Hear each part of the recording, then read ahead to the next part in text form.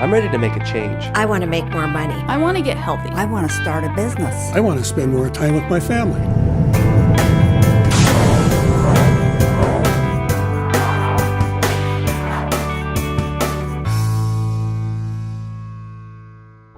Welcome to day 2. Yesterday we talked about the importance of creating breakthroughs and the importance of getting out of your comfort zone.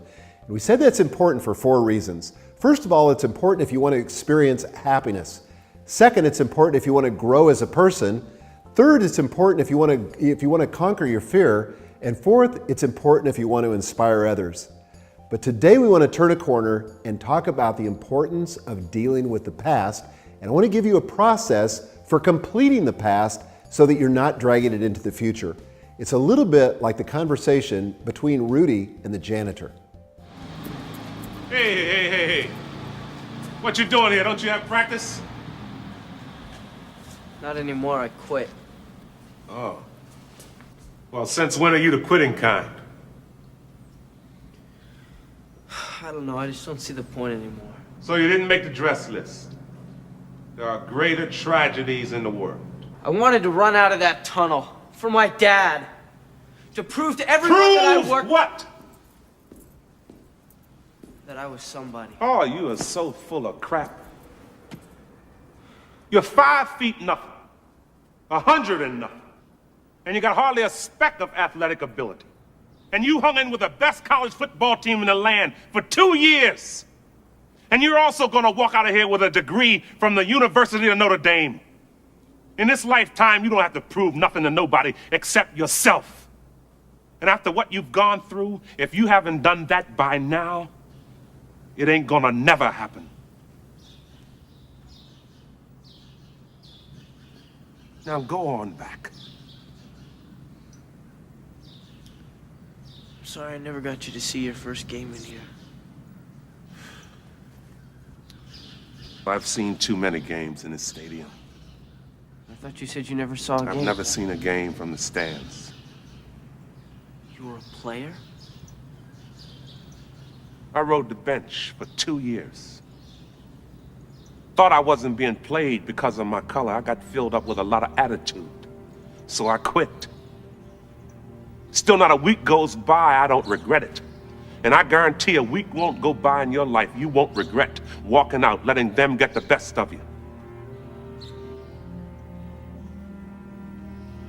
You hear me clear enough?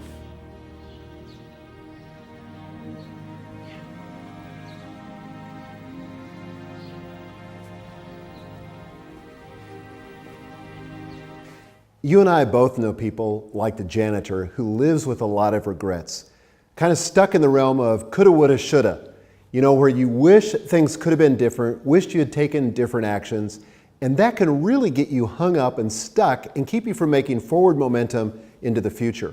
And I don't want that to happen to you. Not if you're going to have your best year ever. You've got to do business with the past. You've got to put it to rest. You've got to complete it.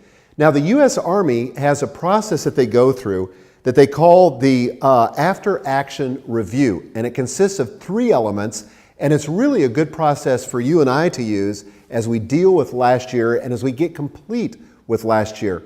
Element number 1 is to acknowledge what happened. We can't ignore it. We can't pretend it didn't happen. We can't gloss over it. We've got to acknowledge it. If there was a breakdown, if there was a failure, then we just got to acknowledge it and be honest with it. Element number 2 is we got to learn from the experience. Several years ago, I went through a horrendous business failure. It was 1991. I had a business that I loved, and the business grew too fast, and the business failed. In fact, we were so broke that we couldn't even declare bankruptcy because all of our assets were pledged. But it was humiliating. It was embarrassing. It was one of those experiences that I would never want to relive, but that I also would never trade, because I learned so much that has served me well in the years since that experience. So we've got to be able to learn from the experience. Then the third element in processing our past and making sure that we complete it is to adjust our behavior accordingly. If nothing ever changes, if all you do is acknowledge it, and if all you do is learn from the experience, but you don't really adjust your behavior, you really haven't learned from it. And you're going to be dragging the past right into the future. I don't want that to happen to you, And that's why you've got to go through these 3 elements if you're going to complete the past.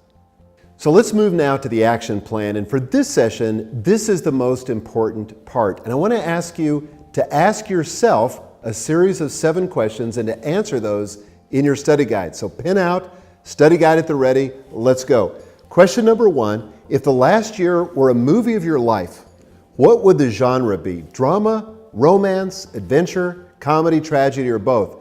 Here's some possible examples. One of my friends who lost a son simply said tragedy. Another who got engaged and married said romance. Another one of my friends said he experienced a great misfortune, one after another, and said comedy. In fact, it was slapstick. So that's the first question. Second question, what were the 2 or 3 major themes that kept recurring? Now, these can be single words or phrases. For me this last year, it was deeply moving times with family and friends. Another theme, making difficult decisions in the face of the economic crisis. Or another one, learning to get along with less and enjoying it more.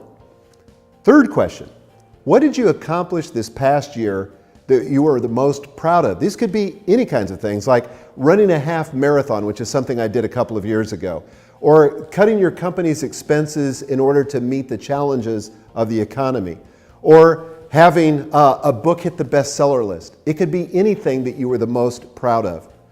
Fourth question, what did you feel that you should have been acknowledged for but weren't? You know, these are the things that we wish the boss would have noticed or our spouse would have noticed, but they just weren't. Things like, for example, working 2 jobs as a single mom in order to feed your family, or never giving up on your marriage, not giving up on your marriage when it would have been frankly easier to quit, or making time to work out even when you wanted to sleep in. Fifth question, what disappointments or regrets did you experience this past year? You know, we naturally have high expectations of ourselves, and there were probably things that we had hoped would happen, but they just didn't happen. And it's okay to acknowledge those and to list those out. In fact, it's important in the process of completing them.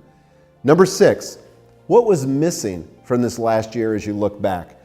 Again, look at the major areas of your life. For example, more time spent on strategic planning, or more time spent with your spouse, or more time spent with your kids, or more books that you wished you could have read. These are the things that are missing. Go ahead and write those down.